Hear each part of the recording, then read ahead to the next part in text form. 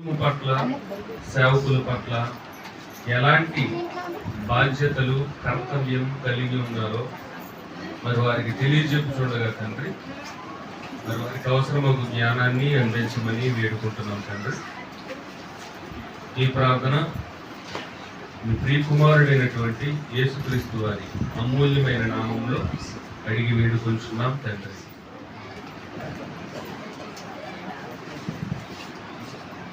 ప్రియులరా, ఈ భూమి మీద ఎన్నో బంధాలు అనేవి మనకి ఉన్నాయండి. ఇక్కడ కూర్చున్న వారిలో అన్నా చెల్లి ఉన్నారు, మరి భార్యాభర్త ఉన్నారు, అలాగే తండ్రి కుమారుడు ఉన్నారు, తల్లి కూతుర్లు ఉన్నారు. ఉన్నారా లేదా? నేను చెప్పి వెళ్ళిపోతున్నాను. ఉన్నారా? ఫ్యామిలీ మెంబర్స్ అందరూ ఉన్నారు. రకరకాల బంధాలు బంధుత్వాలు కలిగిన వారు మరి ఈరోజు సంఘములో చేర్చబడ్డారు. మరి ఈ బంధాలు అన్నిటికీ ఏదో ఒక రోజు ముగింపు అనేది ఉంటుందండి. ఈ బంధాలన్నిటికీ ముగింపు ఉంటుంది. భార్య భర్తల బంధం ఎంతకాలం ఉంటుందండి? ఎంతకాలం ఉంటుంది? వారిద్దరూ భార్యాభర్తలుగా ఎంతవరకు పిలువబడతారు? మరణం వరకు. బతుకుంటేనే భార్య, బ్రతుకుంటేనే భర్త. ఎప్పుడైతే ఇద్దరిలో ఎవరో ఒకరు చనిపోయారో ఆ భార్యాభర్తల బంధం ఇక ఉండదు. అలాగే తండ్రి కుమారుల బంధం అయినా, తండ్రి ఉన్నంత వరకు కొడుకు తండ్రి అని పిలుస్తాడు. చనిపోయిన తర్వాత ఎవరిని తండ్రి అని పిలవలేడు. బ్రతుకున్నంత వరకే బంధం. మరి ఈ బంధాలన్నిటికీ ఒకరోజు ఫుల్ స్టాప్ అనేది ఉంటుంది. కానీ ఎవరు విడదీయలేని బంధం అనేది దేవుడు ఈ భూమి మీద ఒకటి ఏర్పరిచాడండి. ఎవ్వరు విడదీయలేరంట. ఏంటి ఆ బంధము? ఎవరి మధ్య ఉన్నటువంటి సంబంధము అనేది మనం ఆలోచించగలిగితే, సంఘానికి యేసుక్రీస్తు వారికి మధ్య ఉన్నటువంటి బంధం. ఏంటి ఆ బంధం? ఎవరైనా చెప్పగలరా? తెలిసిన వాళ్ళు. యేసుక్రీస్తు వారికి సంఘానికి ఉన్నటువంటి బంధం ఏంటండి? భార్య భర్తల బంధం అని మనం అనుకుంటున్నాం. అంతకంటే మించినది మరొక బంధం ఉంది. అదేంటి అని అంటే సంఘము అను శరీరము అని అన్నట్టు. అంతే కదా? సంఘము అను శరీరములకు ఎవరు శిరస్సు అంట? యేసుక్రీస్తు వారి శిరస్సుగా ఉన్నారు. సంఘము అను శరీరములకు యేసుక్రీస్తు వారికి శిరస్సు. భార్యాభర్తల బంధం కంటే గొప్పది. భార్య గాని భర్త గాని చనిపోయారు అనుకోండి, ఆ బంధం ఇంకే ఉంటుంది? ఉండదు. అదే శరీరము శిరస్సు. వాటిని ఎవరు వేరు చేయలేరు. అంతే కదా? శిరస్సు వేరుగా శరీరం వేరుగా ఉండగలదా? ఇప్పుడు మీరే వచ్చారు, మీరందరూ శిరస్సు శరీరం కలిపి వచ్చారు కదా. ఇంట్లో బీరువులో శిరస్సుని పెట్టేసి రాలేదు కదా. ఓన్లీ మొండలతో ఎవరు తిరగలేరు కదా. తలకాయ శరీరం రెండు జాయింట్ అయి ఉండాలి, రెండు ఐక్యమై ఉండాలి. అందుకే ఏక శరీరము అని అన్నాడు. ఏక శరీరం. శిరస్సుగా యేసుక్రీస్తు వారు ఉంటే, శరీరముగా సంఘం ఉంది. ఈ రెండు విడిచి ఉండలేవు. ఒకవేళ వేరైతే అది సజీవమైనది కాదు అని మనకు అర్థం. కానీ అవి ఎన్నటికీ వేరు కాని విధంగా దేవుడు మంచి బాండ్, మంచి సంబంధం అనేది సంఘానికి యేసుక్రీస్తు వారికి దేవుడు పెట్టాడు. అది ఎవరు వేరు చేయలేని బంధం. దాన్ని ఎవరు విడదీయలేరు. విడదీయాలని ప్రయత్నించిన ఎవరి వలన సాధ్యం కాదు. ఎందుకంటే ఈ సంఘానికి అంతమనేదే లేదు. యేసుక్రీస్తు వారికి అంతమనేదే లేదు. మనుషులంగా చచ్చిపోవచ్చు, కానీ సంఘానికి ఆత్మీయంగా అసలు అంతము లేనిదిగా దేవుడు సంఘాన్ని తీర్చిదిద్దాడు అని అంటే ఆ సంఘం ఎంత గొప్పది. ఆ సంఘములో మనమంతా ఉన్నాము అని అంటే మనం ఎంత భాగ్యము చేసుకున్నాం, మనం ఎంత దృష్టివంతులు. మరి సంఘం గురించి దేవుడు చెప్తూ సంఘానికి ఎంత గొప్ప బాధ్యతను, గొప్ప పనిని దేవుడు అప్పగించాడో మనం బైబిల్ గ్రంథంలో చూడగలిగితే ఎఫెసీ పత్రిక 3వ అధ్యాయం 8వ వచనం నుంచి చదువుకుందాం. ఎఫెసీ పత్రిక 3వ అధ్యాయము 8 నుంచి మనం చదువుకోగలిగితే, దేవుడు మన ప్రభువైన క్రీస్తు యేసునందు చేసిన నిత్య సంకల్పము చొప్పున పరలోకములో ప్రధానులకును అధికారులకును సంఘము ద్వారా తన యొక్క నానా విధమైన జ్ఞానము ఇప్పుడు తెలియబడవాలని ఉద్దేశించి. చూడండి, మన ప్రభువైన క్రీస్తు యేసునందు చేసిన నిత్య సంకల్పం అంట. సంకల్పం అనేది దేవుడు చేశారట, అది యేసుక్రీస్తునందు చేశారంట. ఆ సంకల్పం అనేది నిత్యము ఉండే సంకల్పం అంట, కొద్ది కాలం ఉండి ఆగిపోయేది కాదు. నిత్య సంకల్పం చొప్పున దేవుడు ఒకటి నిర్ణయించాడంట. ఏమి నిర్ణయించాడు, ఏమి నిర్ణయించబడిందో చెప్తున్నాడు చూడండి. పరలోకములో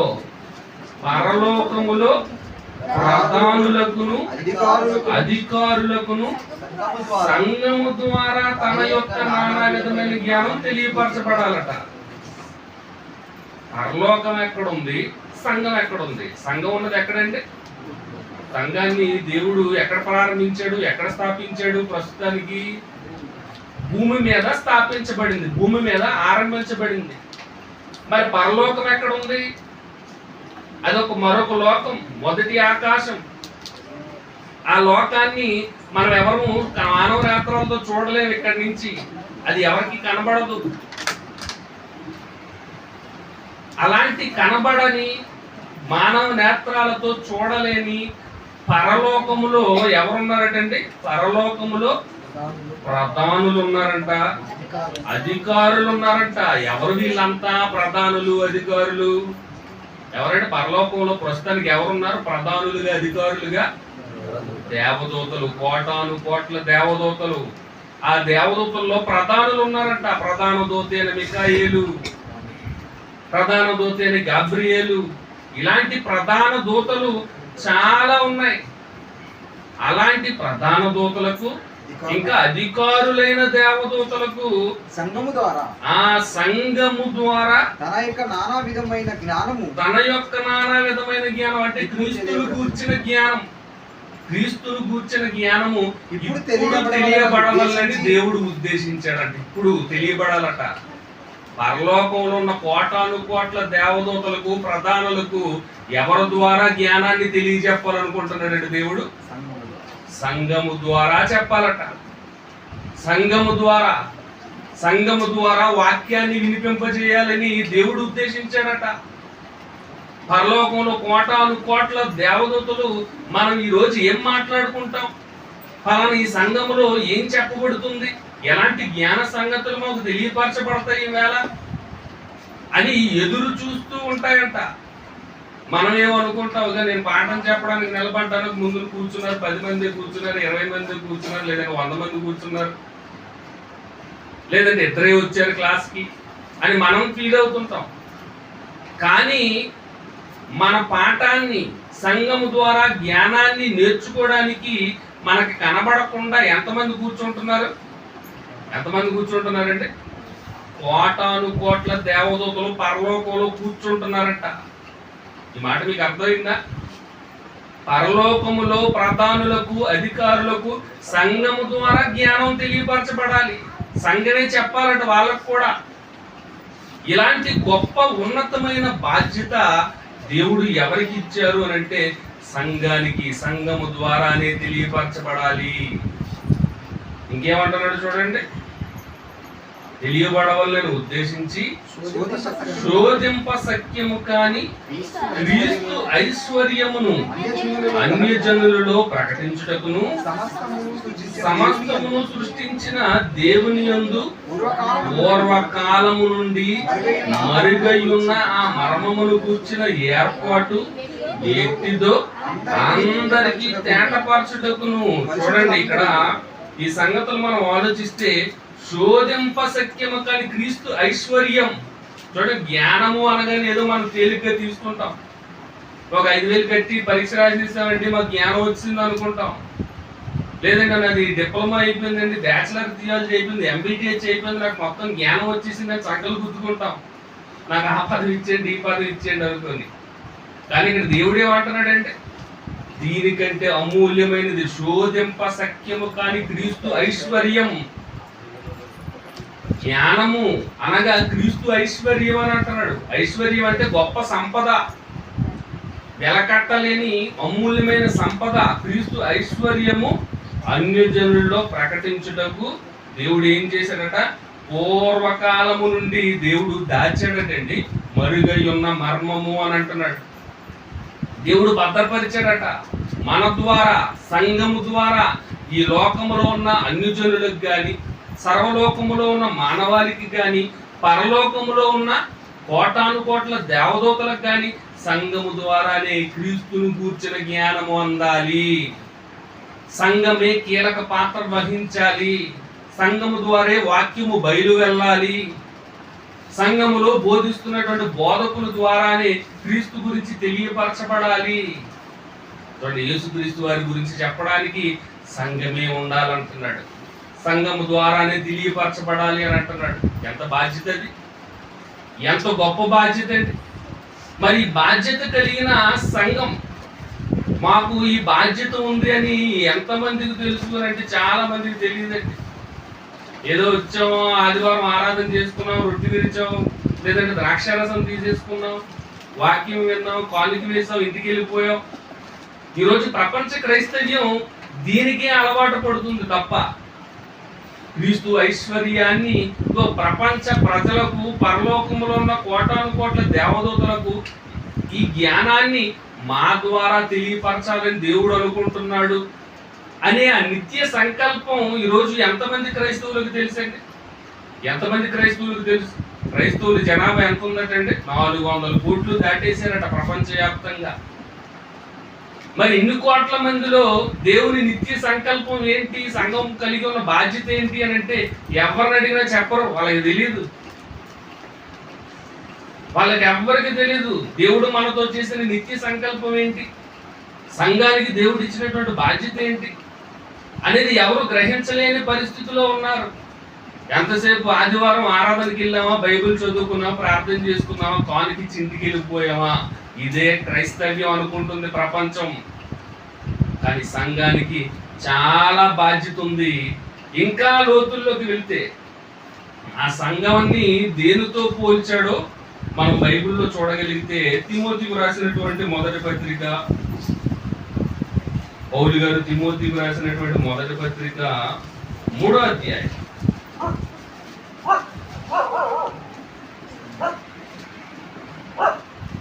14-15 వచనాలు కలిపి ఉంటాయి. వాటిని మనం ఒకసారి ఆలోచన చేద్దాం. శీఘ్రముగా తిమోతికి రాసిన మొదటి పత్రిక 3వ అధ్యాయం 14-15 వచనాలు. శీఘ్రముగా నీ యొద్దకు వత్తునని నిరీక్షించుచున్నాను. అయినను నేను ఆలస్యము చేసిన యెడల దేవుని మందిరములో అనగా జీవము గల దేవుని సంఘములో జనులు ఎలాగు ప్రవర్తింపవలెనో అది నీకు తెలియవలెనని ఈ సంగతులను నీకు రాయిచున్నాను. చూడండి, జీవము గల దేవుని సంఘములో జనుల యొక్క ప్రవర్తన ఎలా ఉండాలో అని చెప్పి రాస్తున్నాడట. జాగ్రత్తలు చెప్తున్నారట పౌలు గారు తిమోతికి. ఎందుకు? సంఘంలో జనులు ఎలా ఉంటే పౌలు గారికి ఎందుకు? ఎలా వచ్చి కూర్చుంటే ఏంటి, ఎప్పుడు వచ్చి కూర్చుంటే ఏంటి, వాక్యం వింటున్నారా లేదా పౌలు గారికి ఎందుకు?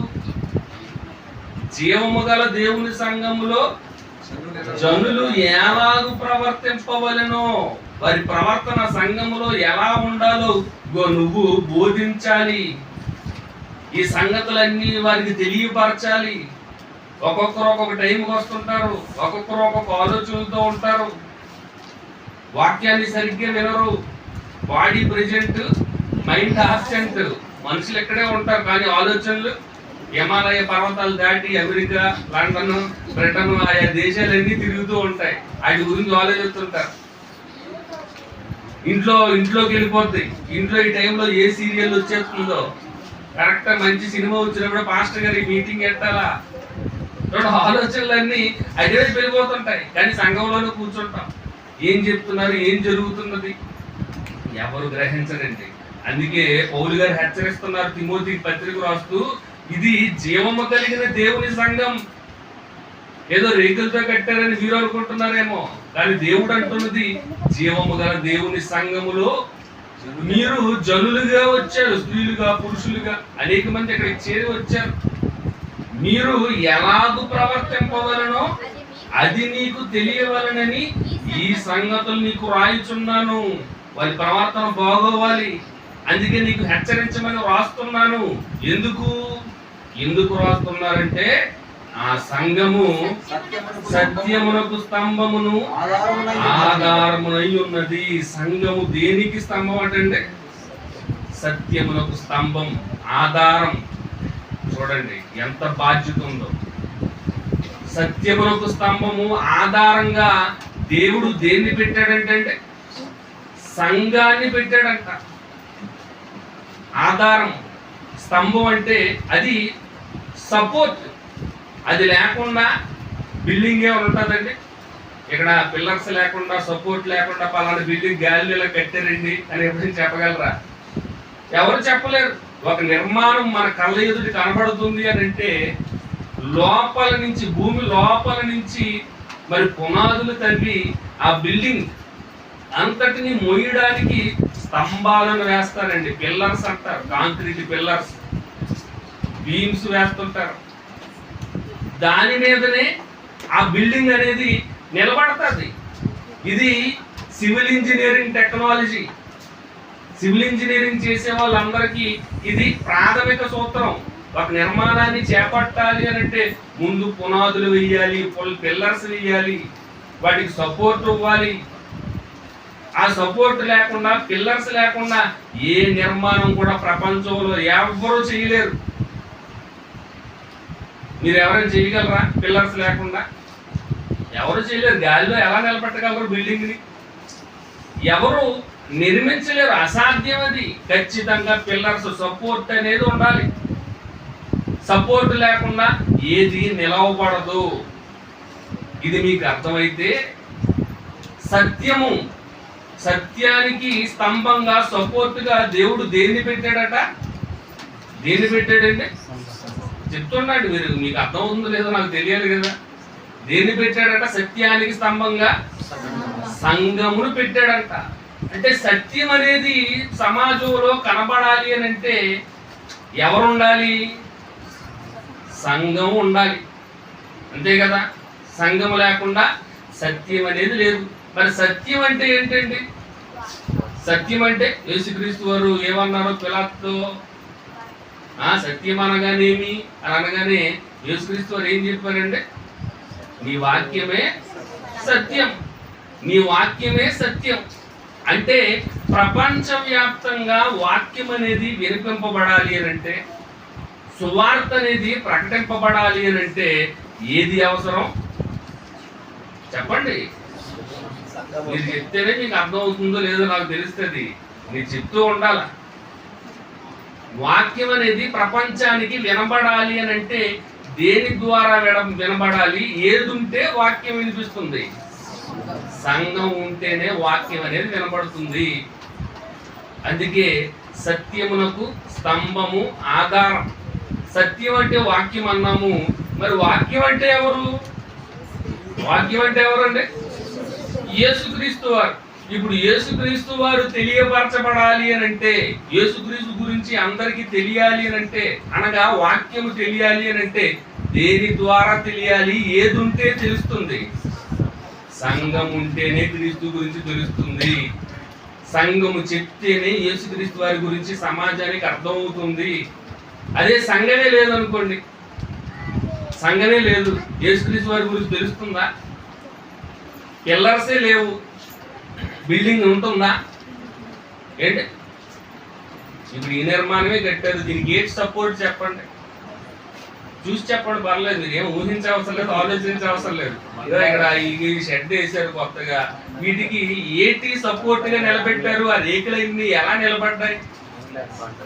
ఇక్కడ ఐరన్వి యాంగులర్స్ వేశారు, పోల్స్ వేశారు.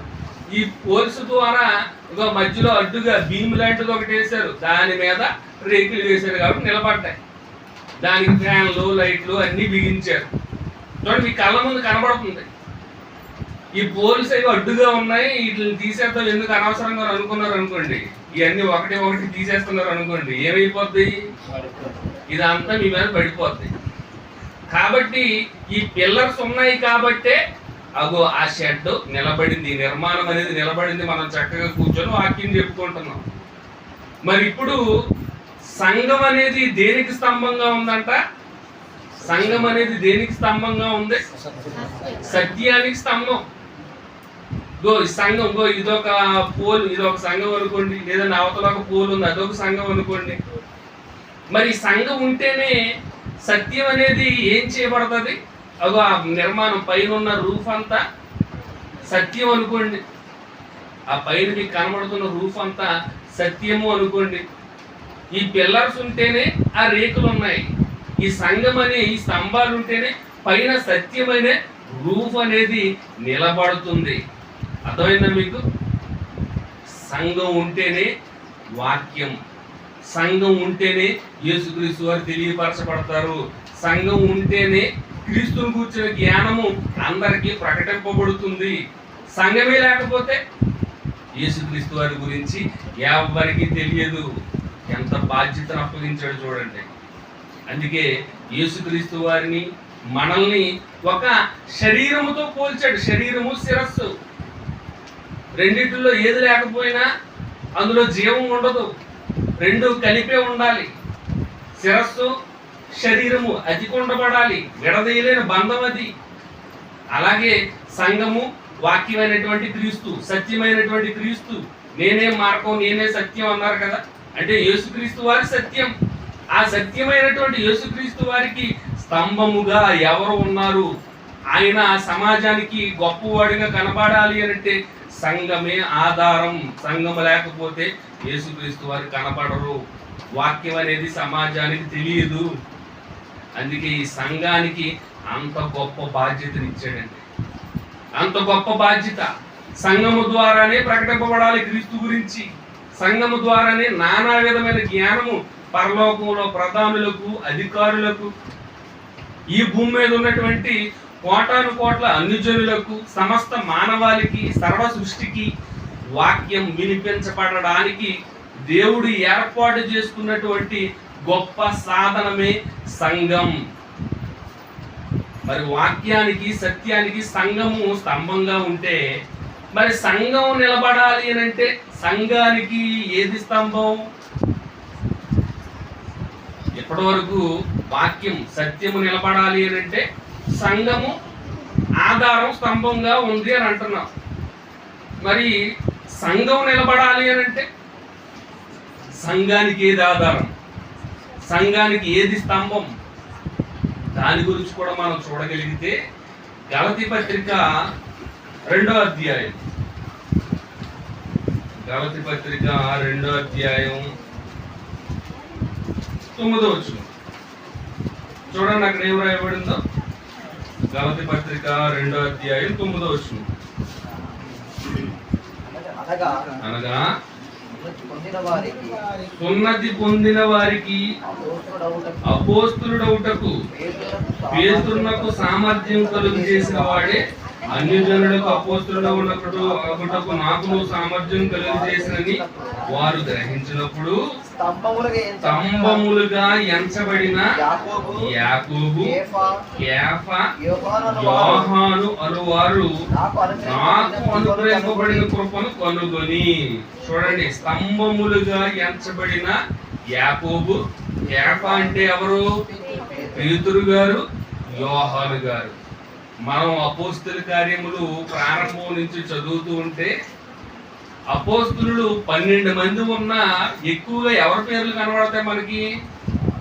12 మంది అపోస్తులు ఉన్నారు.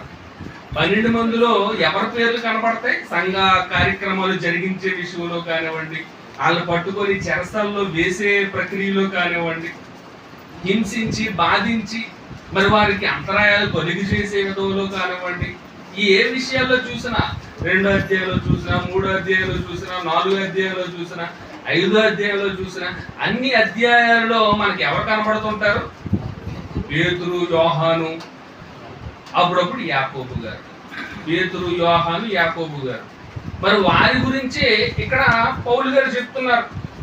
స్తంభములుగా ఎంచబడినటువంటి యాకోబు, పేతురు, యోహాను అనువారు అంటే ప్రారంభ సంఘం, మొదటి శతాబ్దపు క్రీస్తు సంఘం ఎవరి వాక్యముతో ఆరంభమైంది? ఎవరు వాక్యం చెప్తే మారు మనసు పొందారంటే 3000 మంది. పేతురు గారు వాక్యం చెప్తే మారు మనసు పొందారు. ఆయన ద్వారా సంఘం అనేది ఆరంభమైంది.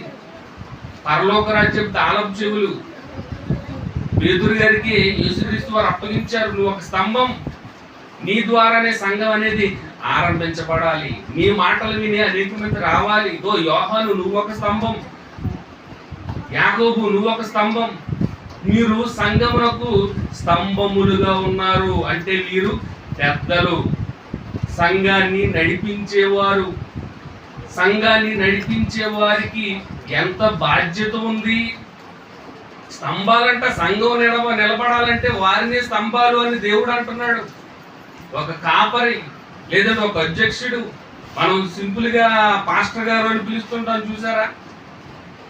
ఆ పాస్టర్ గారే సంఘానికి ఏంటంట? స్తంభం, ఆధారం. సంఘము ఆత్మీయంగా ఎదగాలి అని అంటే వారు నిరంతరము దేవుని సంగతులు తెలుసుకొని దేవుడంటే భయము, భక్తి కలిగి ఉండాలి అని అంటే విశ్వాసము, ప్రేమ, నిరీక్షణ, జాలి, కనికరము ఇలాంటి అక్షయ గుణాలన్నీ సంఘములో ఉన్న ప్రతి ఒక్కరు కలిగి ఉండాలి అని అంటే వాటి గురించి ఎవరు చెప్పాలి? మీకు ఎవరు చెప్పాలండి? పెద్ద బోధకుడు, సంఘ కాపరి పేతురు, యాకోబు, యోహాను వారు అదే చేశారు మొదటి శతాబ్దంలో. అందుకే వారిని దేవుడు ఏమని అంటున్నాడు? స్తంభములు. మీరు సంఘమునకు స్తంభములుగా ఉన్నారు. అలాగే ప్రకటన గ్రంథంలో కూడా మరి దేవుని ఆలయంలో మిమ్మల్ని స్తంభములుగా చేస్తానని చెప్పి అంటాడు. చూడండి ఒకసారి ప్రకటన గ్రంథం 2వ అధ్యాయము 3వ అధ్యాయము 12వ వచనం. జయించువానిని నా దేవుని ఆలయములో ఒక స్తంభముగా చేసేదను, అందులో నుండి వాడు ఇక మీదట ఎన్నటికీ వెలుపలికి పోడు. చూడండి, జయించువానిని దేవుని ఆలయములో అనగా ఏది? దేవుని ఆలయం. దేవుని ఆలయం ఏదంటే సంఘం, శరీరం. మరి ఆ శరీరం అనబడే దేవుని ఆలయం ఏదైతే సంఘం ఉందో దానికి స్తంభంగా నేను మిమ్మల్ని ఏర్పాటు చేస్తాను. అంటే ఒక బోధకుడు, ఒక సంఘ కాపరి సంఘానికి స్తంభము, ఆధారముగా ఉన్నాడు. అందుకే తిమోతి గారికి పత్రిక రాస్తున్నాడు. ఇందాక మనం చదువుకున్నాం కదా, జీవము గల దేవుని సంఘములో జనులు ఎలాగూ ప్రవర్తింపవలెనో నువ్వు వారికి తెలియజెప్పు. ఎందుకంటే నువ్వే పెద్దవి, నువ్వే సంఘ నాయకుడివి, నువ్వే కాపరివి, నువ్వే పాస్టర్ గారివి, నువ్వే వాళ్ళకి తెలియజెప్పాలి. లేదంటే వాళ్ళకి తెలియదు ఎలా నడుచుకోవాలి, ఎలా ప్రవర్తించాలి, ఎలా పాట పాడాలి, ఎలా వాక్యం నేర్చుకోవాలి, ఎలా మన భక్తి జీవితాన్ని గడపాలి, ఎలా కానుకోవాలి, ఏమీ తెలియదు సంఘములో ఉన్న సభ్యులైన వారికి. వాళ్ళందరికీ జ్ఞానాన్ని నేర్పాలి అని అంటే అది ఎవరి మీద ఉంది బాధ్యత? సంఘ కాపరి. చూడండి ఎంత పెద్ద భారమో, ఎంత పెద్ద బాధ్యతో. సత్యం అనగా యేసుక్రీస్తు వారు వాక్యము ప్రపంచానికి తెలియపరచబడాలి అని అంటే సంఘం ఉండాలి, సంఘము ద్వారానే తెలియపరచబడాలి. ఆ సత్యానికి సంఘమే స్తంభం అయితే మరి సంఘముగా ఉన్న మీకు ఎవరు స్తంభం, ఎవరు మీకు ఆధారం అని అంటే ఒక దైవజనుడు, ఒక దేవుని సేవకుడు, ఒక సంఘ కాపరే స్తంభం. చూడు ఒకదానికోసం లింకప్ ఎలాగుందో. సత్యానికి స్తంభం సంఘం, సంఘానికి స్తంభం ఒక దైవజనుడు, సంఘ కాపరి. మరి మీ అందరూ ఇక్కడ కూర్చున్నారు కదా, మీకు అందరికి స్తంభం ఎవరు? మీకు వాక్యం నేర్పిస్తున్నారు ఆయనే. ఆయనే మీకు ఎన్నో పాఠాలు బోధిస్తున్నారు, ఆయనే మీకు జ్ఞానాన్ని తెలియజేస్తున్నారు. ఉరుకుందలో ఉన్నటువంటి క్రీస్తు సంఘం సిబిటి ఉరుకుంద మీకు స్తంభంగా ఎవరు ఉన్నారు అని అంటే అబ్రహాము గారు ఉన్నారు. అలాగే పురుగులున్న కోసిగి ప్రాంతానికి ఎవరు స్తంభము? సహోదరులు రామచంద్ర గారి స్తంభము. అలాగే పెద్ద కడపూరులో ఉన్నటువంటి సంఘానికి ఎవరు స్తంభము? సిహెచ్ రాజు గారి సంఘం. అలాగే మంత్రాలయంలో ఉన్నటువంటి సంఘానికి ఎవరు స్తంభము? రారాజు గారి స్తంభము. ఇలా ఎంతో మంది సంఘాన్ని నడిపిస్తూ వారి దగ్గరకు వచ్చిన వారికి వాక్యాన్ని బోధిస్తూ సక్రమమైన త్రోవలో నడిపిస్తున్నారు అని అంటే వారంతా స్తంభములు. మరి Bible open university India international దీనికి ఎవరు స్తంభం? ఎవరండి స్తంభం? ఆత్మీయ తండ్రి గారు జైశాలి పీడి సుందరరావు గారు స్తంభం. ఆయన చెప్తుంటేనే మనకి ఎన్నో జ్ఞాన విషయాలు తెలుస్తున్నాయి. సకల శాస్త్రాలను అధిగమించిన బైబిల్. ఎప్పుడైనా విన్నావా? కట్టె మిగిల్చిన కన్నీటి కాదా, మనిషి జన్మ ఎందుకు, మానవుడు కారణ జన్ముడా, ఇలాంటి ఎన్నో మాటలు పాటలు విని వచ్చిన వారమే. అంటే ఆయన మనకి జీవము గల దేవుని సంఘములోకి మనల్ని రావడానికి, మన ప్రవర్తన బాగోవడానికి ఆయన ఒక స్తంభం. చూడండి, సత్యము అనగా యేసుక్రీస్తు వారికి సంఘము స్తంభంగా ఉంది. సంఘానికి స్తంభంగా ఎవరున్నారు అంటే ఒక బోధకుడు, ఒక దైవజనుడు స్తంభం. ఒక దాని మీద ఒక ఆధారపడి ఉంది. మరి ఇప్పుడు సంఘం నిలబడాలి అని అంటే, సంఘము నిలబడాలి అని అంటే ఎవరి మీద ఆధారపడి ఉందంటే, సంఘం నిలబడాలంటే ఎవరి మీద ఆధారపడి ఉంది? ఏంటి? సేవకుడి మీద ఆధారపడి ఉంది. మరి సంఘం పడిపోవాలంటే ఎవరి మీద ఆధారపడి ఉంది? సేవకుడి మీదే ఆధారపడి ఉంది. చూడండి ఎంత బాధ్యత. అందుకే సంఘములో జరుగుతున్న విషయాల గురించి పౌలు గారు చెప్తూ పెద్దలకు లేదా సంఘాన్ని నడిపించే వారికి కొన్ని సూచనలు అనేవి తెలియజెప్తున్నారు. తీతు పత్రికలో చూద్దాం. తీతు పత్రిక 1వ అధ్యాయం 5వ వచనం. తీతు పత్రిక 1వ అధ్యాయం 5వ వచనం చదవండి. నేను నీకు ఆజ్ఞాపించిన ప్రకారము నీవు లోపముగా ఉన్న వాటిని దిద్ది ప్రతి పట్టణములోను పెద్దలను నియమించిన నిమిత్తమే నేను క్రీస్తులో నిన్ను విడిచి వచ్చిందని. చూడండి, తీతు ఎవరండి? తీతు ఎవరు? పౌలు గారు ప్రకటించిన వాక్యము ద్వారా ఆయన దేవునిలోనికి రావడం, ఎన్నో జ్ఞాన సంగతులు తెలుసుకొని సంఘాలను బాగు చేసే ఒక గొప్ప బాధ్యత తీతు కలిగి ఉన్నాడు. మన తీతుకు పౌలు గారు ఏమని సూచిస్తున్నారు అని అంటే లోపముగా ఉన్న వాటిని దిద్దాలంట. సంఘములో లోపముగా ఉన్న వాటిని దిద్దే బాధ్యతను పౌలు గారు ఎవరికి ఉందని చెప్తున్నాడంటే, ఎవరికి ఉందని చెప్తున్నాడు? పెద్దకి. లోపముగా ఉన్న వాటిని దిద్ది ప్రతి పట్టణంలోనూ పెద్దలను నియమించాలి. ప్రతి సంఘానికి కూడా పెద్ద ఉండాలి. ప్రతి సంఘానికి కూడా ఒక దైవజనుడు ఉండాలి. సంఘం లేకుండా దైవజనుడు ఉండడు, దైవజనుడు లేకుండా సంఘం ఉండదు. ఎందుకంటే స్తంభం లేకపోతే బిల్డింగ్ ఎలా ఉంటుంది? స్తంభం లేకపోతే సంఘం ఎలా ఉంటుంది?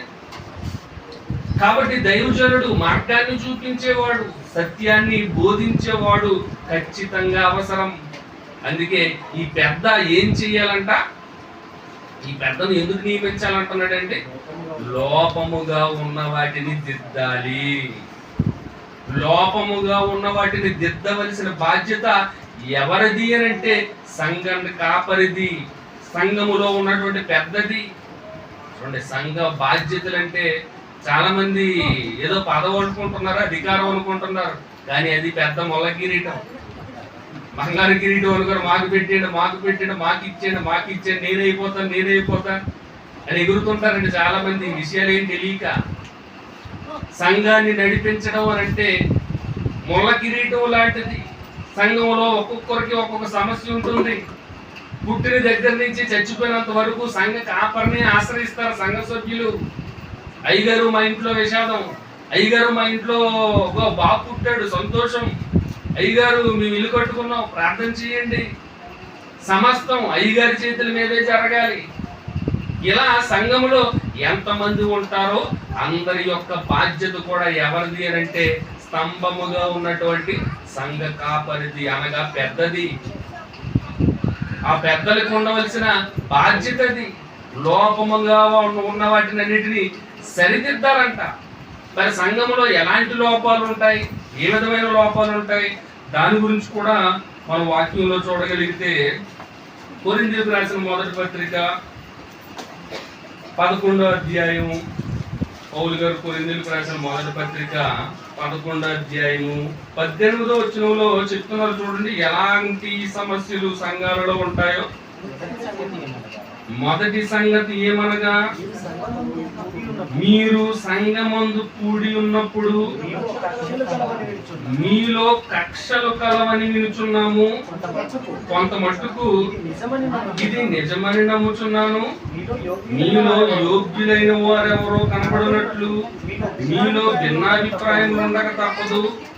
మీరందరూ కూడి వచ్చిచుండగా మీరు ప్రభురాజ్య భోజనం చేయుట సాధ్యం కాదు. ఇక్కడ ఒక ప్రాముఖ్యమైన సంగతి చెప్తున్నారండి. మీరు సంఘమందు కూడి ఉన్నప్పుడు మీలో ఏమున్నాయంట? భిన్నాభిప్రాయాలు ఉన్నాయి. మొదటిది ఏంటి? కక్షలు కలవని వినుచున్నాను. చూడండి, సంఘములో కూడి ఉన్నప్పుడు సంఘంలో ఉన్న మనుషుల మధ్య ఏమున్నాయంట? కక్షలు ఉన్నాయి. ఈ సంఘం గురించి చెప్పట్లేదండి. మొదటి శతాబ్దంలో ఉన్న కొరింథులో ఉన్నటువంటి దేవుని సంఘములో అక్కడ ఉన్నటువంటి పరిస్థితులు ఉద్దేశిస్తూ పౌలు గారు రాస్తున్నారు. మీరు కొరింథులో ఉన్నారు కదా, మీ సంఘంలో మీరంతా కూడుకున్నప్పుడు మనుషుల మధ్య ప్రశాంతత లేదు, ప్రేమ లేదు, అందరి మధ్య ద్వేషాలు కక్షలు ఉన్నాయి. మరి ఇలాంటి వాటిని దిద్ది పరిష్కరించి అందరిలో ప్రేమను నింపవలసిన బాధ్యత దేవుడు ఎవరికి అప్పగించారండి? ఎవరికి అప్పగించారు? సంఘ పెద్దది, సంఘ పెద్దలది. పెద్దలే వాక్యాన్ని బోధించాలి, వాక్యముతో హెచ్చరించాలి, ప్రేమతో వివరించాలి. ఆ విధానం అంతా బైబిల్లో ఉంది. ఒక నాయకుడు, ఒక అధ్యక్షుడు సంఘం పట్ల ఎలాంటి ప్రవర్తన కలిగి ఉండాలి? నాయకులు ప్రభువులైనట్లు ఉంటే సమస్య పెరుగుతుందా తగ్గుతుందా? నాయకులైన వారు మీరు ప్రభువులైనట్లు ఉండమన్నాడా, ప్రభువులైనట్లు ఉండొద్దని అన్నాడా యేసుక్రీస్తు వారు? లేదంటే పత్రికలో దేవుడు చెప్తూ మీరు ప్రభువులైనట్టు ఉండక, ప్రభువులైతే ఒక రాజు అధికారం శాసనాలు ఆర్డర్లో వేస్తుంటాడు ప్రభువు అంటే. కానీ మీరు ప్రభువుల వలె ప్రవర్తించొద్దు. ఒక తండ్రి లాగా ప్రవర్తించండి, ఒక పరిచారకుడు వలె ప్రవర్తించండి, ఒక సేవకుని వలె ప్రవర్తించండి. వాళ్ళకి ఏ రీతిగా చెప్తే అర్థమవుతుందో ఆ రీతిగా మీరు వివరించి వారిలో ఉన్నటువంటి చెడుతనాన్ని తీసేయండి. మనం ముఖ్యమైన విషయాన్ని మర్చిపోతుంటామండి. ముఖ్యమైన విషయం ఏంటి? దేవుడు దేన్ని ద్వేషించమన్నాడంటే పాపాన్ని ద్వేషించమన్నాడా, పాపం చేసే మనిషిని ద్వేషించమన్నాడా? పాపాన్ని ద్వేషించమన్నాడు. కానీ ఈరోజు మనం ఏం చేస్తున్నాం? పాపంతో పాటు ఆ పాపం చేసే మనిషిని కూడా ద్వేషిస్తున్నాం, దూరంగా పెడుతున్నాం. మరి ఇలా దూరంగా పెడితే ఆ ద్వేషం, ఆ పాపిలో ఉన్నటువంటి పాపం పోతుందా? పాపం పోద్దండి? చెప్పండి. మీకు ఏదో జ్వరమో దగ్గో ఏదో రోగం ఏదో వచ్చింది, మీలో ఉన్న రోగం పోవాలంటే ఎవరి దగ్గరికి వెళ్ళాలి?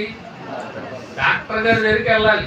డాక్టర్ రోగి దగ్గరికి వస్తే, లేదంటే రోగి డాక్టర్ గారి దగ్గరికి వెళ్తేనే మీ రోగం పోద్ది, అంతే కదా? డాక్టర్ దగ్గరికి వెళ్ళకుండా రోగం ఎలా పోద్ది? నువ్వు నీలో ఉన్న రోగాన్ని ద్వేషిస్తూ ఆ రోగాన్ని నీలోనే ఉంచుకుంటే నువ్వేమైపోతావు? చివరికి ఆ రోగం రోజు రోజుకి ముదిరిపోయి చచ్చిపోయే ప్రమాదం ఉంది. శరీర రీతిగా ఇది ఎంత వాస్తవమో, ఆత్మీయంగా మీలో పాపం ఉన్నప్పుడు ఆ పాపాన్ని వెంటనే తీసివేసుకోవాలి. అలా తీసివేసుకోవాలంటే ఆ తీసివేసే పని ఎవరిది? సంఘ కాపరిది. సంఘ కాపరి వెళ్ళాలి, లేదు వారు సంఘ కాపరి దగ్గరికి రావాలి, వాక్యం చెప్పాలి. నీలో ఉన్నటువంటి పాపం పోవడానికి ఎన్ని బైబిల్ వాక్యాలు ఉన్నాయో నీ సమస్య ఏంటో పరిష్కరించుకొని తెలుసుకొని ఆ వాక్యాలను బట్టి మంచి మెడిసిన్ అనేది ఇవ్వాలి. అప్పుడు మీలో ఉన్నటువంటి పాపం ఏమవుద్ది? మీకు పశ్చాత్తాపం కలుగుతుంది. అయ్యో ఇన్ని రోజులు నేను తప్పు చేశాను, అయ్యో దేవుడా క్షమించు అని కన్నీరు పెట్టి దేవుడిని వేడుకుంటే అప్పుడు మీ పాపాలు అనేవి పరిహరించబడతాయి. ఇది సంఘములో జరగవలసినది. సంఘ కాపరికి ఉన్నటువంటి బాధ్యత, సంఘానికి ఉన్నటువంటి బాధ్యత, సత్యాన్ని నిలబెట్టవలసిన బాధ్యత, ఇవన్నీ ఒకదానికొకటి లింకప్ అయి ఉన్నాయి. మనం ఎప్పుడు సంఘంలో ఉన్న సమస్యల దగ్గరే కొట్టుమిట్టాడితే ఇక్కడే ఆగిపోయాం అనుకోండి, సత్యం ఎప్పుడు ప్రకటింపబడాలి? అంతే కదా? మనం అంతా బాగుంటేనే సత్యం అనేది బలంగా నిలబడుతుంది. ఆ పిల్లర్స్ పుచ్చిపోయినవి, లేదంటే కన్నాలు పడిపోయినవి, ఇలా గుద్దితే పడిపోయిన స్తంభాలు వేసేవనుకోండి, సత్యం ఉంటుందేంటి? టాప్ ఉంటుందేంటి? ఉండదు. సంఘం బలంగా ఉంటే సత్యాన్ని కూడా బలంగా మోయగలరా సంఘం? యేసుక్రీస్తు వారి గురించి బలంగా చెప్పగలదు. సంఘంలో ఎలాంటి కక్షలు, గొడవలు, విభేదాలు ఉన్నాయనుకోండి, ఆ సంఘం బలమైనదా బలహీనమైనదా? మరి బలహీనంగా ఉన్నప్పుడు ఆ సంఘం సత్యాన్ని ఎలా మోయగలదు? సత్యాన్ని ఎలా ప్రకటించగలదు? యేసుక్రీస్తు వారి గురించి, ఆయన గొప్పతనం గురించి ఎలా బోధించగలదు? కాబట్టి సంఘము బలంగా ఉండాలి. సంఘం బలంగా ఉండాలి అంటే వాక్యము, బూస్ట్, హార్లిక్స్. నీరసంగా ఉన్నప్పుడు డాక్టర్ గారు ఏం చెప్తారండి? నీరసంగా ఉందనుకో డాక్టర్ గారు ఏం చెప్తారు? ఎప్పుడు వెళ్ళలేదా? మీకు ఎప్పుడు నీరసం రాలేదా? వెళ్తే ఏమని చెప్పారు? మంచి ఆహారం తీసుకోండి, పళ్ళు తినండి, పాలు తాగండి, బూస్ట్, హార్లిక్స్ లాంటివి ఇవన్నీ తాగితే బలం వస్తుంది అని చెప్పారు, చెప్పలేదా?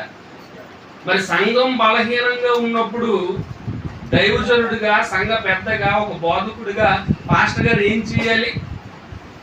మీకు బలం రప్పించే వాక్యాలు చెప్పాలి. మీకు బూస్ట్ అన్ని వాక్యమే, పళ్ళైనా వాక్యమే, పాలైనా వాక్యమే. ఎన్నో చెప్పాడు కదా, అక్షయమైన ఆహారం, మీకు తెలియని ఆహారం నా దగ్గర ఉంది అని వాక్యం గురించే చెప్పారు. జీవజలముల ఓట నా దగ్గర ఉంది, ఇగో నీళ్లు గురించి చెప్పారు. నిర్మలమైన వాక్యమైన పాలు, ఇగో మీరు త్రాగండి, వాక్యాన్ని పాలతో పోల్చారు. బలమైన ఆహారం ఇగో వాక్యం గురించే చెప్పారు. చూడండి, వాక్యాన్ని ఇన్ని విధాలుగా ఎందుకు పోల్చి చెప్పారు అని అంటే, మీరు ఆ వాక్యాన్ని గైకొంటే, మీరు ఆ వాక్యాన్ని వింటే, ఆ వాక్యాన్ని రోజు తింటే మీకు బలం వస్తుంది. ఆ బలంతో మీరు సువార్త చేసి సత్యాన్ని నిలబెట్టగలరు, సత్యానికి స్తంభంగా ఉండగలరు, ఆ భారాన్నంతటిని సమర్థవంతంగా మోయగలరు. మరి మీలోనే సమస్యలు ఉంటే, మీలోనే ఇబ్బందులు ఉంటే, మీలోనే కక్షలు, ద్వేషాలు ఉంటే ఇక దేవుడి పని ఏమవుద్ది? మాస్టర్ గారు మీ సమస్యలు తీర్చుకొని కూర్చుండిపోతే ఇంక వాక్యం ప్రకటిస్తారు? చూడండి, ఈ మీలో కలుగుతున్నటువంటి చిన్న చిన్న సమస్యల వలన ఎంత పెద్ద నష్టం జరుగుతుందో ఇది ఎవరో ఆలోచించట్లేదండి. మా బాధ మాదే, మా గొడవ మాదే, మా సమస్య తీరుస్తారా తీర్చరా, ఇంతే తప్ప భవిష్యత్తు ఏం జరుగుతుంది, దీనివల్ల ఎంత నష్టపోతున్నాం, సువార్త మందకొడిగా జరగడానికి కారణాలు ఏంటి, ఇవన్నీ మనం పరిష్కరించుకొని ఒక బలమైన సంఘముగా నిలబెట్టాలి. ఈ బాధ్యత అంతా పెద్దది, సంఘ కాపరిది. మీలో ఉన్న సమస్యలన్నిటిని తెలుసుకొని మీ ఆత్మీయ రోగానికి సంబంధించిన మెడిసిన్ ఎప్పటికప్పుడు మీకు చెప్తూనే ఉండాలి. ఇలా చెప్పిన ప్రమాదమే, అయ్యగారు మాకి టార్గెట్ చేసి వాక్యం చెప్తున్నారంటారు. అండి మా గురించే చెప్తున్నారు అయ్యగారు అని ఆయన మీద మళ్ళా నిందలు. మీ గురించే చెప్తారు, ఎందుకు మీలో ప్రాబ్లం ఉంది కనుక. మీ ఆత్మీయ రోగం పోయి మీరు బలంగా తయారవ్వాలంటే మరి మీ గురించి కాకపోతే పక్క వాళ్ళ గురించి చెప్తారా? ఏంటి మీకు రోగం వస్తే మీ ఆయనకి ఇంజక్షన్ వేస్తానని డాక్టర్ పిలుస్తాడేంటి? లేదంటే నువ్వు ఇంటి దగ్గర ఉండిపోబాబు, మీ ఆవిడికి మాత్రలు నోట్లేసి పంపించేస్తాను, నీకు జ్వరం తగ్గిపోద్ది అంటారా? ఎవరికి రోగం వస్తే వాళ్ళకే మందు వేయాలి, అంతే కదండి. ఎవరికి రోగం ఉంటే వాళ్ళకే ట్రీట్మెంట్ అవసరం. మరి బోధకులు చెప్తారు, అవి తిన్నగా మీకే తగులుతుంటాయి. శరీరంలో ఏ లోపం ఉన్నా, కాళ్ళు నొప్పి అనుకోండి, కాళ్ళలో ఏదో సమస్య ఉంది, డాక్టర్ గారు ట్యాబ్లెట్ ఇస్తారు. ఆ ట్యాబ్లెట్ కాళ్ళు దగ్గర వేస్తారు. మీరు ట్యాబ్లెట్ ఎలా వేసుకుంటారండి? ట్యాబ్లెట్ ఎలా వేసుకుంటారండి? ఎప్పుడు మందులు వాడలేదా? చెప్పండి, మీరు రిప్లై ఇవ్వాలా. చిన్న చిన్న ప్రశ్నలే కదా, మీకేం అర్థం కానివేవో పెద్ద శాస్త్రవేత్తలకు సంబంధించి ఏమో అడిగట్లేదు కదా. ట్యాబ్లెట్ ఎలా వేసుకుంటారని అడుగుతున్నారు. ఎలా వేసుకుంటారు? నోట్లో వేసుకుంటారు. ఆ నోట్లోకి వెళ్ళిపోయి అది కడుపులో కరిగిపోయి ఆ ట్యాబ్లెట్ యొక్క శక్తి ఎక్కడ పని చేస్తుంది? నీకు ఎక్కడ నొప్పి అయితే ట్యాబ్లెట్ అక్కడికే వెళ్తుంది, అంతే కదా. నువ్వు కాలుకు నొప్పి అని ట్యాబ్లెట్ వేస్తే బుర్రకి వెళ్ళిపోద్ది, లేదంటే కంట్లోకి వెళ్ళిపోద్దా ఆ మెడిసిన్? నీకు ఎక్కడ నొప్పి ఉందో అక్కడికే వెళ్తుంది. నీ యొక్క ఆపరేషన్ చేసిన తర్వాత నీ గాయం పోవడానికి ఎక్కడో కాలుకో చేతికో మెడకో ఎక్కడో ఆపరేషన్ అయింది, 5-6 రకాల ట్యాబ్లెట్లు ఇస్తారు. అవన్నీ నోట్లో ద్వారా కడుపులోకి వెళ్ళిపోతాయి. కడుపులోకి వెళ్ళిపోయి ఎక్కడ గాయం ఉంది? తలకి గాయం ఉందా? అయితే తల దగ్గరికి వెళ్ళి దాన్ని బాగు చెయ్యాలి. లేదంటే కాలు అరికాల్లో ఏదైనా ప్రాబ్లం ఉందా? ఇగో అరికాలు దగ్గరికి వెళ్ళి ఆ మందు అక్కడే పనిచేస్తుంది, అంతే కదా. ఎక్కడ లోపం ఉందో మెడిసిన్ ఆటోమేటిక్గా అక్కడికి వెళ్ళిపోద్ది. ఇగో పలానా చోట గాయం ఉంది, నేను అక్కడికి వెళ్ళి పని చెయ్యాలి అని మందు ఎలాగైతే నువ్వు నోట్లో వేసినా అది కాలు దగ్గరికి వెళ్ళాల్సింది కాలుకి వెళ్ళిపోద్ది, చేతి దగ్గరికి వెళ్ళాల్సింది చేతికి వెళ్ళిపోద్ది, తలకి వెళ్ళాల్సింది తలకి వెళ్ళిపోద్ది. చూడండి, ఇదంతా మీరు అనుభవిస్తున్నారు. ఇది ఎంత వాస్తవమో ఇక్కడ వాక్యం అనే మందు, ఈ వాక్యం అనే మందు మీకు ప్రకటింపబడుతున్నప్పుడు శరీరములో అనగా సంఘములో మీరు అవయవాలుగా ఉన్నారు, అంతే కదా. మీరంతా ఎవరు? అవయవాలు. సంఘము శరీరం అయితే ఆ శరీరములో మీరంతా ఒక్కొక్కరు ఒక్కొక్క అవయవం. కన్ను ఒకరు, చెయ్యి ఒకరు, కాలు ఒకరు, మూతొకరు, పళ్ళు ఒకరు, చూడండి కడుపు ఒకరు, ముక్కు ఒకరు, ఇలా అవయవాలుగా ఉన్నారు. మీలో పలానా అవయవానికి లోపం ఉందనుకోండి, ఏదో ప్రాబ్లం ఉంది, దానికి పాస్టర్ గారు మెడిసిన్ వేస్తుంటారు, ఆయనకి తెలియదు నీలో లోపం ఉందని, కానీ మందు వేస్తుంటారు. ఆ మందు తిన్నగా ఎక్కడికి వెళ్ళిపోద్ది? ఆ మందు తిన్నగా ఎక్కడికి వెళ్ళి పని చేస్తుందండి? మీలో శరీర అవయవాలుగా ఉన్న మీలో ఏ అవయవానికి ప్రాబ్లం ఉందో ఆటోమేటిక్గా అక్కడికి వెళ్ళిపోద్ది, అంతే కదా. మనం నోట్లోంచి ట్యాబ్లెట్ వేసినా శరీరంలో ఎక్కడ నీకు బాధ ఉందో ఆ మందు అక్కడికి వెళ్ళి ఎలాగైతే పనిచేస్తుందో, పాస్టర్ గారు వాక్యం చెప్తున్నప్పుడు, ఒక దైవజనుడు బోధ చేస్తున్నప్పుడు ఆయనకి తెలియదు మీలో ఏం ప్రాబ్లం ఉందో, ఏ అవయవానికి ఏ సమస్య ఉందో ఆయనకి తెలియదు, కానీ మందు వేస్తుంటాడు. కానీ మందు తిన్నగా ఎక్కడికి వెళ్ళిపోద్ది? ఎక్కడికి వెళ్ళిపోద్ది అంటే ఏ అవయవానికి, ఏ సోదరునికి, ఏ సోదరికి ప్రాబ్లం ఉందో ఆ వాక్యం అక్కడికి వెళ్ళి పనిచేయడం ప్రారంభిస్తుంది. ఇది మందు యొక్క సహజ నైజం. ఎక్కడ ప్రాబ్లం ఉంటే మందు అక్కడికి వెళ్ళి పనిచేస్తుంది. ఇది మీకు అర్థమైతే, అయ్యగారికి తెలియదు, ఆయన మామూలు వాక్యం చెప్పుకుంటూ పోతుంటారు, కానీ ఆ వాక్యాలు నీకు గుచ్చుకుంటుంటాయి. నీకు గుచ్చుకుంటుందంటే ఏంటి అర్థం? నీకేదో ప్రాబ్లం ఉంది, మెడిసిన్ నీ మీద పనిచేస్తుందని అర్థం. నువ్వేమో నా మీద టార్గెట్ చేస్తున్నారు, నా గురించి చెప్పేస్తున్నారు అని మనం ఫీల్ అయిపోతాం. కానీ ఏ బోధకుడు కూడా ఎవరిని ఉద్దేశించి చెప్పడండి. చెప్తున్నప్పుడు రోగం ప్రాబ్లం నీలో ఉంది కాబట్టి మెడిసిన్ నీ దగ్గరకు వచ్చేస్తుంది ఆటోమేటిక్గా. ఇది మందుకు ఉండేటటువంటి సహజ గుణం. కాబట్టి సంఘాన్ని సరిదిద్దే బాధ్యత, సంఘములో ఉన్న లోపాలను సరిదిద్దే బాధ్యత పెద్దలకు దేవుడు అప్పగించడం జరిగింది. మరి ఆ పెద్దల పట్ల నువ్వు ఎలా ప్రవర్తించాలి, ఏ విధంగా ప్రవర్తించాలి? చూడండి, హెబ్రీ పత్రిక ముగించేసుకుందాం. 13వ అధ్యాయం 17వ వచనం. హెబ్రీ పత్రిక 13వ అధ్యాయం. మీ పైన నాయకులుగా ఉన్నవారు లెక్క అప్పచెప్పవలసిన వారి వలె మీ ఆత్మలను కాయుచున్నారు. వారు దుఃఖముతో ఆ పని చేసిన యెడల మీకు నిష్ప్రయోజనము కలుగుట, దుఃఖముతో కాక ఆనందముతో చేయునట్లు వారి మాట విని వారికి లోబడి ఉండుడి. చూడండి, మీ పైన నాయకులుగా ఎవరైతే ఉన్నారో, ఎవరైతే మీకు బోధ చేయడానికి నియమింపబడ్డారో, ఎవరైతే పెద్దలుగా సంఘానికి స్తంభాలుగా ఏర్పరచబడ్డారో వారిని దేవుడు ఏమడుగుతాడటండి? వారిని దేవుడు ఏమడుగుతాడట? లెక్క అడుగుతాడట. లెక్క అప్పచెప్పవలసిన వారి వలె మీ ఆత్మలను కాయుచున్నారు. మీ గురించి దేవుడు అడుగుతాడట. పలానా డేవిడ్ పరిస్థితి ఏంటి? పలానా విశ్రాంతి పరిస్థితి ఏంటి? పలానా శాంతిరాజు గారి పరిస్థితి ఏంటి? లేదంటే పలానా రాజు గారి పరిస్థితి ఏంటి? ఆత్మలను కాస్తున్నారు కదా, వీటందరి బాధ్యత, మీ అందరి బాధ్యతని దేవుడు ఎవరిని అడుగుతారట? అబ్రహాము గారిని అడుగుతారట. అవును, నీకు ఇన్ని ఆత్మలు అప్పచెప్పాను కదా, వాళ్ళ మీద నేను నాయకుడిగా నియమించాను కదా, వారి గురించి లెక్క చెప్పు. మీ పైన నాయకులుగా ఉన్నవారు లెక్క ఒప్పచెప్పవలసిన వారి వలె మీ ఆత్మలను కాయుచున్నారు. మీ అందరి బాధ్యత ఆయనదే. మీలో ఏ ప్రాబ్లం ఉన్నా, ఏ సమస్య ఉన్నా ఆయనే తీర్చాలి. ఎందుకంటే ఆయనే స్తంభం కనుక, ఆయనే పెద్ద కనుక. మీరు కూడా ఏం చేయాలట? మీ ఆత్మలను కాయుచున్నారు. వారు దుఃఖముతో ఆ పని చేసిన యెడల మీకు నిష్ప్రయోజనం. ఆయన బాధతో దుఃఖంతో పని చేయవలసిన పరిస్థితి ఏర్పడుతుంది అనుకోండి. దానివల్ల ఎవరికి నష్టం అంట? ఎవరికి నష్టం? మీకు, సంఘానికి వస్తున్న మీకు నిష్ప్రయోజనం. ఆయన దుఃఖపడితే మీకు నిష్ప్రయోజనం అంట. అది అక్కడ రాశారు చూడండి వెనకాల. సేవకుడు మన కొరకు కన్నీటి ప్రార్థన చెయ్యాలి గాని మన ప్రవర్తన బట్టి కన్నీరు కార్చకూడదు. పౌలు గారు కూడా అదే చెప్తున్నారండి. మీ ఆత్మలు కాయుచున్నప్పుడు మిమ్మల్ని బట్టి సంతోషం అనిపించాలి తప్ప దుఃఖం కలగకూడదట.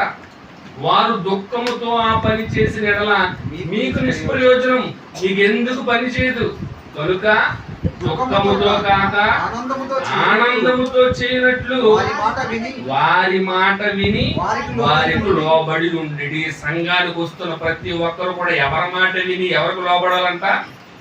దేవుడు చెప్తున్న మాట అండి. ఎవరి మాట విని ఎవరికి లోబడాలి? చెప్పండి, మీరే మాటని లోబడాల్సింది. నేను కాదు, నేను వెళ్ళిపోతాను వైజాగ్కి. ఎవరి మాట విని ఎవరికి లోబడాలి? మీరంతా సంఘ పెద్ద, మీకు వాక్యం బోధించేవారు, మీ పైన నాయకులుగా ఉన్నవారి మాట మీరు విని వారికి లోబడాలంట. అప్పుడు వారికి ఆనందం. మీరు తిరుగుబాటు చేస్తున్నారు అనుకోండి, ఎంత వాక్యం చెప్తున్నా వినట్లేదు అనుకోండి, ఏ పని చెప్తున్నా రావట్లేదు అనుకోండి, అప్పుడు ఆయనకి దుఃఖం కలుగుతుంది, బాధపడతారు, కన్నీరు విడుస్తారు. అమ్మో, దేవుడికి నేను లెక్క అప్పచెప్పాలి, పలానా ఆత్మ పరిస్థితి ఏంటి, ఈ ఆత్మ లోక సంబంధంగా తిరుగుతుంది, నేను ఎంత చెప్పున్నా రావట్లేదు అని ఆయనకి బాధ, వేదన.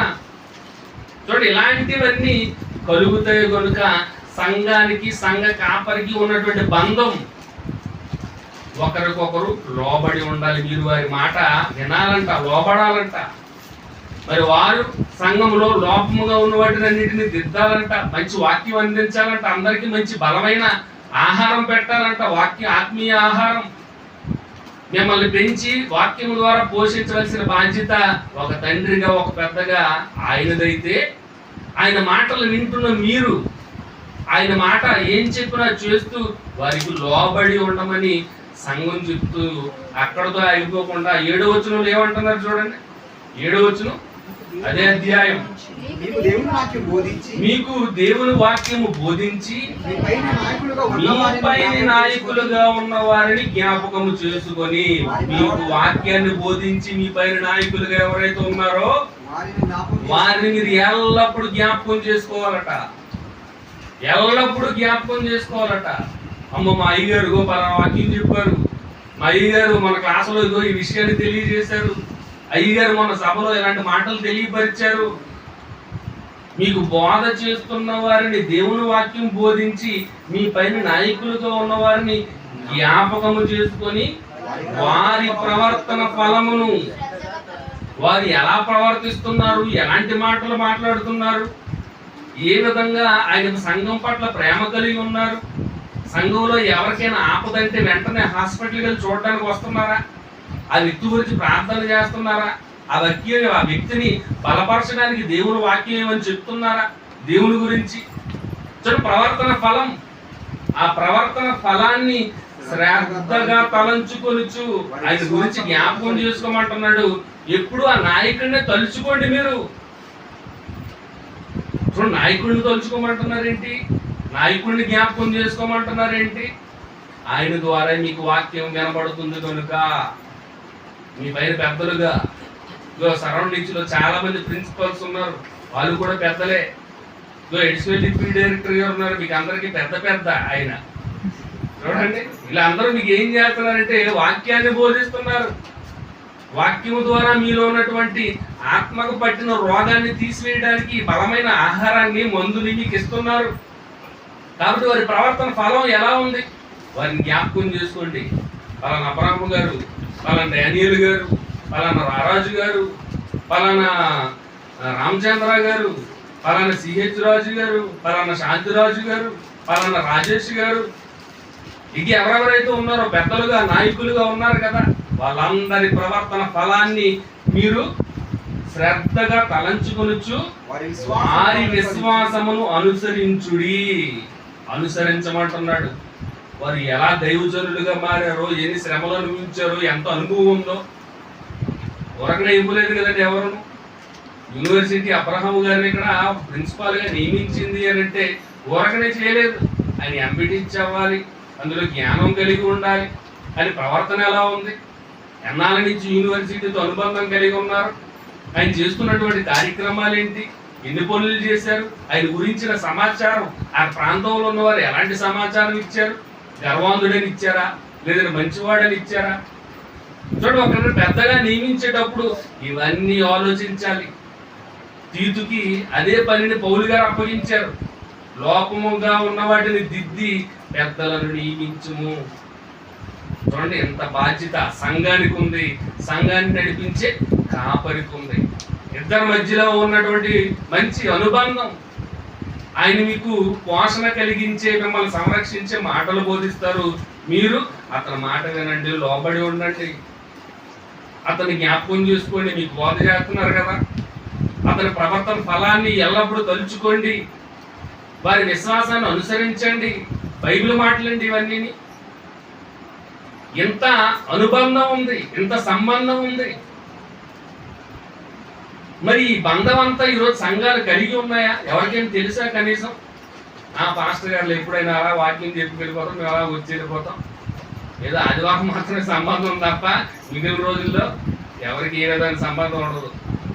పాస్టర్ గారు రోడ్డు మీద వెళ్తున్నా చూసి కనీసం పలకరించడం, ఎవరు వందనాలు చెప్పరు.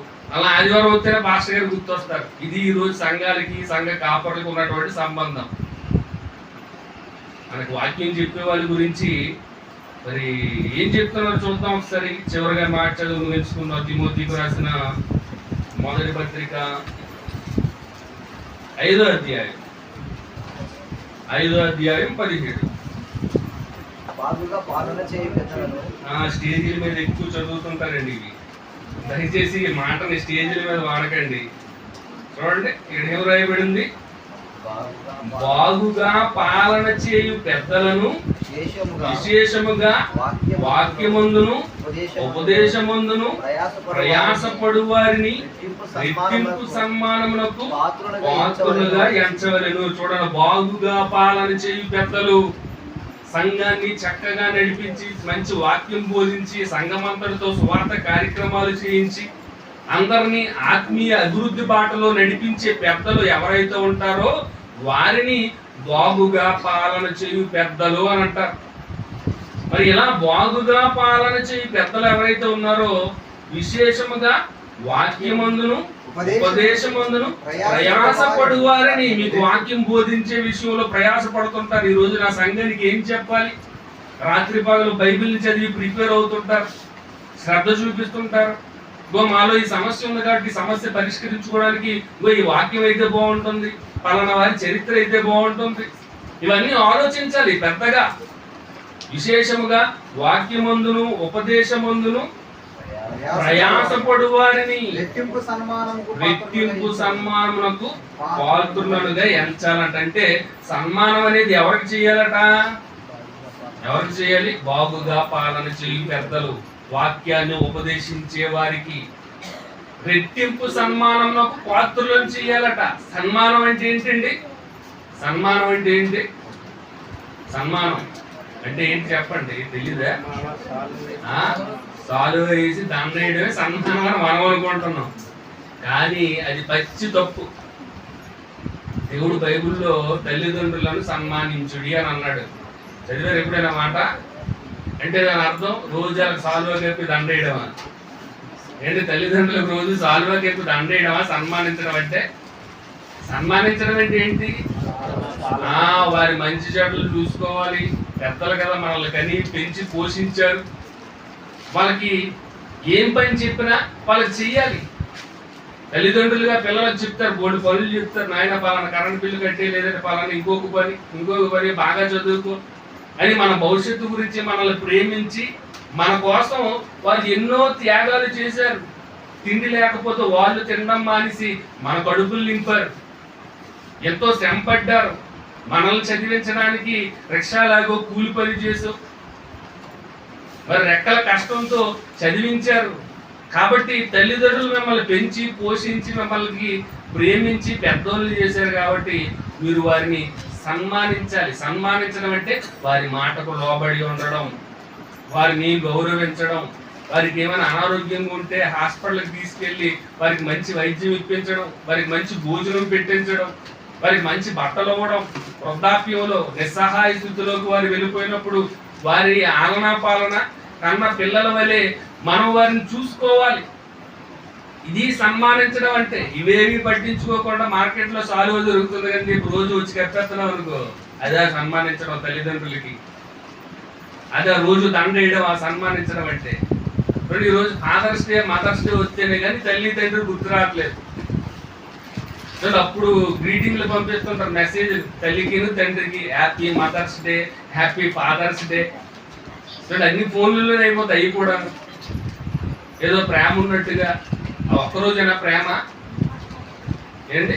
ఆ ఒక్కరోజైనా ప్రేమ తల్లిదండ్రులు అంటే? మరి మిగిలిన రోజుల్లో వారి బ్రతుకున్నంత కాలం మనం వారిని పెంచి పోషించవలసిన బాధ్యత ఉంది. దానిని సన్మానించడం అని అంటారు. ఇది మీకు అర్థమైతే బాగుగా పాలన చేయు పెద్దలు, మీకు విశేషముగా వాక్యము బోధించుట యందును ఉపదేశించుట యందును ప్రయాసపడు వారిని రెట్టింపు సన్మానమునకు పాత్రులుగా చేయము అంటే ఏంటి అర్థం? ఇప్పుడు చెప్పండి. పాస్టర్ గారికి రెట్టింపు సన్మానానికి పాత్రులుగా ఎంచండి అని అంటున్నారు అని అంటే ఏంటి అర్థం? మీ తల్లికి తండ్రికి కష్టం వచ్చినప్పుడు, ఆపద వచ్చినప్పుడు, రోగం వచ్చినప్పుడు ఎలాగైతే మీరు వారిని ఆదుకొని వారి ఆలనా పాలన చూస్తున్నారో, సంఘ పెద్ద కూడా ఆపదలో ఉంటే, దుఃఖంలో ఉంటే, బాధలో ఉంటే వారిని వాదార్చి ఆదుకోవలసిన బాధ్యత మీ మీద ఉంది. అది సన్మానం అంటే. వారి మాటలకు గౌరవించడం అది సన్మానం అంటే. వారు చెప్పిన మాటలకు లోబడి ఉండడం అది సన్మానం అంటే. ఏదైనా పని చెప్తే దైవ కార్యక్రమాలు చేయమని చెప్తున్నారు అనుకోండి, చేయడమే ఆయనకి సన్మానం. అంతకు మించిన సన్మానం ఇంకేముంటుంది చెప్పండి? ఇది బైబిల్ ఇచ్చినటువంటి కరెక్ట్ డెఫినేషన్. లోకం ఇచ్చినటువంటి డెఫినేషన్ ఏదో సాలోకేపు దండేయడం అది ఒక సంబంధమైనది. కానీ వచ్చేస్తుంటారు మాకు స్టేజీల మీద, మాకు అర్థం నచ్చదు. సన్మానాలు చేయకండి, ఎందుకు అనవసరం డబ్బులు వేస్ట్. సన్మానించడం అంటే గౌరవించడం, కష్టంలో ఆదుకోవడం. ఇది దేవుడు చెప్పినటువంటి మంచి సంబంధం. సంఘానికి సంఘ నాయకుడికి ఉన్నటువంటి సంబంధం, సంఘానికి సత్యానికి ఉన్నటువంటి సంబంధం. ఏంటా సంబంధం చెప్పండి? మొదటి నుంచి ఏం చెప్పాను? సత్యానికి ఏది ఆధారం, ఏది స్తంభం అంట? సత్యం అంటే ఏంటి? వాక్యం అంటే యేసుక్రీస్తు వారికి స్తంభం. ఎవరు ఆధారం? ఎవరు? సంఘం. మరి సంఘానికి ఆధారం ఎవరు? సంఘ కాపరి. సంఘ కాపరి ఆధారం. పేతురు, యోహాను, యాకోబు వీరు స్తంభములుగా ఎంచబడిన వారని చదువుకున్నాం కదా. అంటే వారి ద్వారా సంఘం నిలబెట్టబడింది. వారు బోధించిన బోధ ద్వారా సంఘంగా ఏర్పడ్డారు. కాబట్టి సంఘానికి స్తంభాలు ఎవరున్నారంటే పెద్దలు ఉన్నారు.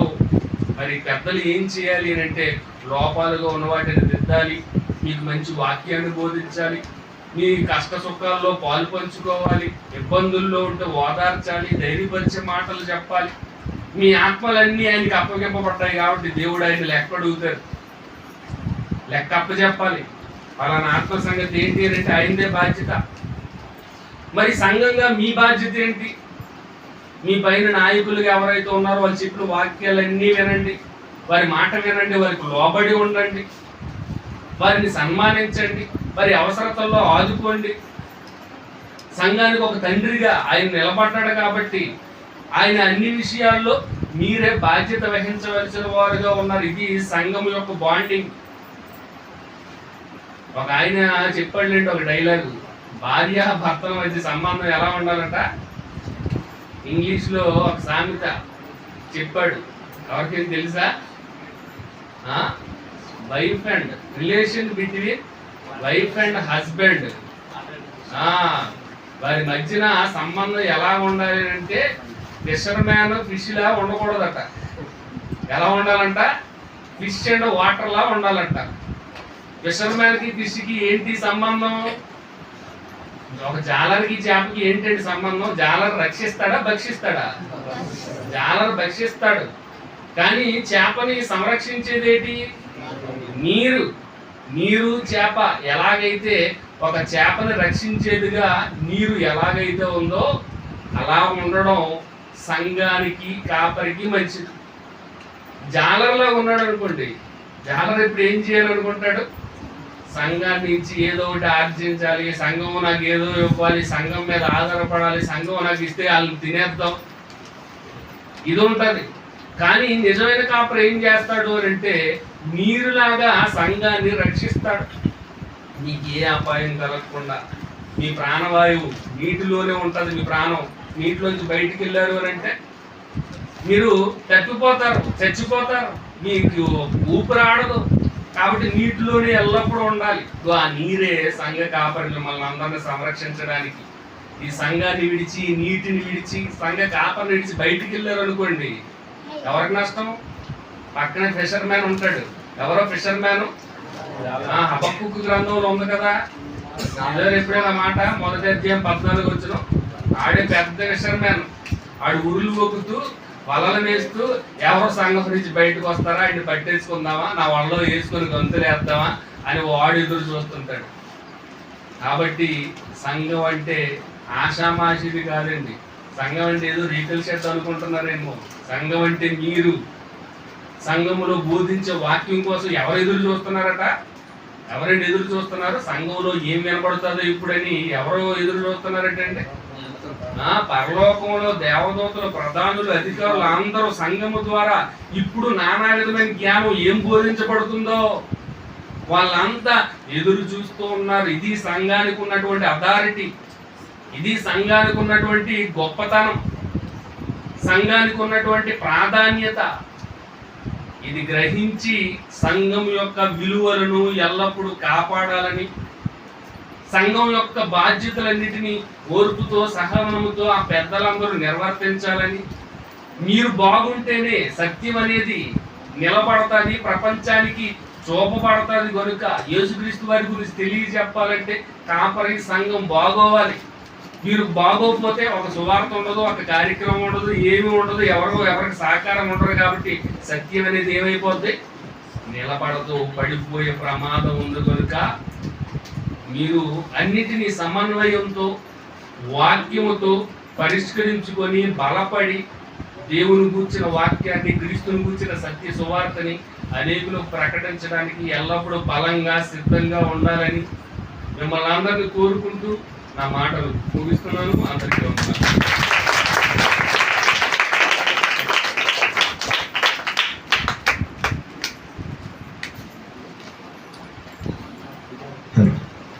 ఒక ఓకేనండి. మరి సంఘ ప్రాధాన్యతను, సంఘ బాధ్యతను, అలాగే దైవజనుల బాధ్యతను, దైవజనుల యొక్క మరి కష్ట నష్టాలను, విశ్వాసుల యొక్క మరి పనితీరును, వారి బాధ్యతను కూడా చక్కగా గుర్తించి మనకి వివరించినటువంటి అన్నగారిని ఒకసారి చెప్పట్లతో అభినందించండి.